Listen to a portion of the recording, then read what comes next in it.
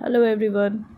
जैसा कि मैंने कहा था कि मैं सीटेट रिलेटेड बैच स्टार्ट करूँगी और उसको ध्यान में रखते हुए आज से हम अपने चैप्टर की शुरुआत कर रहे हैं और हमने एक रूटीन भी बनाई थी जिसके मुताबिक आज एसएसटी है। तो SST geography chapter 1 of NCERT we will start from this. ठीक है, तो उसमें जो आपने सबसे पहला कॉन्सेप्ट देखा होगा वो है आपको न्यू मून, है ना। और ये किस चैप्टर का ये हम डिस्कस करने जा रहे हैं, the earth in the solar system. तो हम जानते हैं कि हमारे सोलर सिस्टम में वेरियस प्लैनेट्स हैं, सैटेलाइट्स हैं, ड्वार्फ प्लैनेट हैं, है ना, स्टार्स है ना। इसके अलावा मेट्रोइड्स हैं, है ना, एस्ट्रॉइड्स है। तो उनके बारे में ही हम थोड़ा बहुत कॉन्सेप्ट जानने की कोशिश करते हैं। और तो सबसे पहला कॉन्सेप्ट जो आपने देखा होगा वो है फुल मून। तो माह में एक दिन ऐसा आता है जिस दिन चंदा मामा अपने फुल शेप में होते हैं, तो उसको क्या कहा जाता है, उस शेप को कहा जाता है फुल मून नाइट, है ना, या पूर्णिमा। 14 दिन के बाद आप देखते होंगे कि चंदा मामा जो हैं वो आसमान में नहीं दिखाई देते हैं। तो उस पोजीशन को हम लोग क्या कहते हैं, अमावस्या कहते हैं या न्यू मून नाइट कहते हैं। सन, मून और जो भी और भी सेलेसियल बॉडीज़ जैसे कि आपके सैटेलाइट्स हो गए, प्लैनेट्स हो गए, ये सभी हमारे सोलर सिस्टम में अवेलेबल है। तो इनको हम लोग क्या कहते हैं, इनको हम लोग सेलेसियल बॉडीज़ कहते हैं, है ना। नेक्स्ट कॉन्सेप्ट आपने देखा होगा कि हमारे कॉन्स्टिलेशन के बारे में। तो ग्रुप्स ऑफ स्टार्स कंबाइन होके ग्रुप्स ऑफ स्टार एक फिक्स पोजीशन देते हैं जिसको हम लोग क्या कहते हैं, कॉन्स्टिलेशन कहते हैं।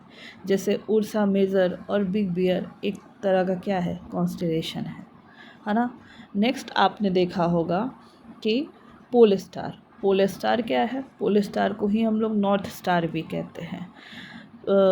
और इनकी ख़ास बात ये होती है कि ये अपने पोजीशन पे फिक्स होते हैं, इसीलिए इनको पोल स्टार भी कहा जाता है। फिक्स्ड रहते हैं।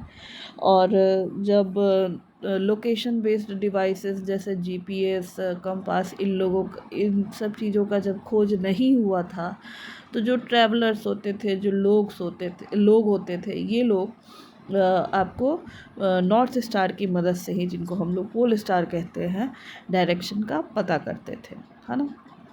उसके बाद अगर हम आते हैं तो हमारे सोलर सिस्टम में वेरियस प्लैनेट्स हैं, सैटेलाइट्स हैं, है ना। तो सबसे पहले प्लैनेट क्या होता है, तो प्लैनेट जो है ग्रीक वर्ड प्लैंटी से बना हुआ है, जिसका मतलब होता है वैंडरर, है ना। जैसे अर्थ भी एक क्या है, प्लैनेट है।